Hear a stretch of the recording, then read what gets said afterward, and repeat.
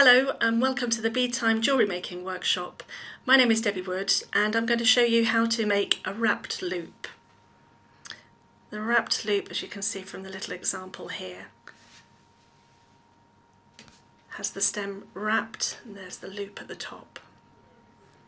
We're going to be using round nose pliers, chain nose pliers and our flush soft wire cutters. The components that we're using are called head pins. They have a flat head at the bottom of the pin and they come in different sizes and thicknesses, so we can have hard wire, soft wire and then the shorter 25mm pins there. And I've put this one out to show you as well. This one has a nice little ball end which looks very pretty at the end of the bead. If I take those out of the shot, I'm going to be working with the soft wire pins, and that's because I want the wire to be easily manipulated as we wrap it around the bead.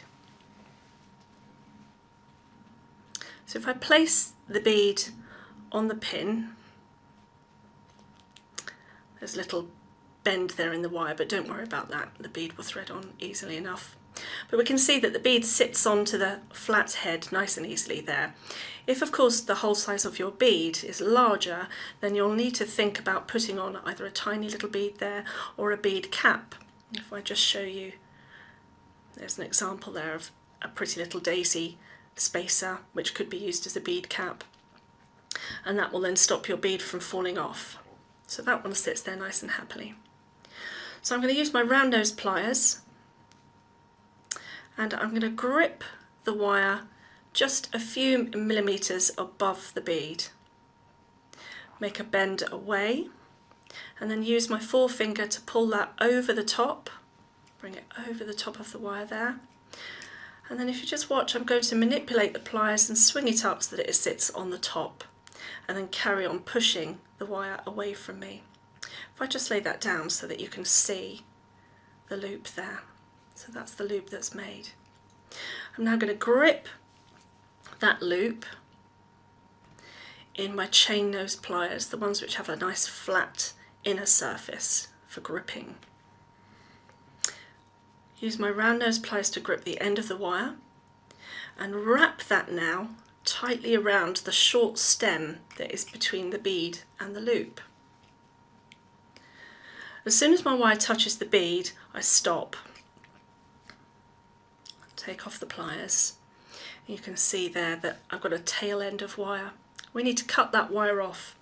So I'm going to use the flush cutters. These are for soft wire. If you use these on hard wire, then it would damage the cutting edge of your pliers. So positioning your cutters, I'm going to walk it in along that tail. If you can get it into the right place straight away, then great, but otherwise walk it in as close as you can to the stem. Grip that piece or cover completely over with your hand, because you don't want any accidents to happen when you cut this off. It could go pinging off in all directions. So I'm going to cut through there, just drop that bit onto the table. And you may or may not be able to see, but there is a sharp little bit there where I've just cut it off, and I want to push that in so that it doesn't present any dangers to you or even snag your clothing. So I need to push it in. I'm going to use my chain nose pliers, and if I just look to see where that little cut bit is, and I'm just going to try and squash that in. Run my fingers around, make sure that I can't feel it anymore. That's fine, and that's done, and that's your wrapped loop. Having made the wrapped loop in the traditional method using round nose pliers, chain nose and cutters, I'd like to show you a really easy way of making the wrapped loop using our wire looping pliers. You can follow the link now to that video.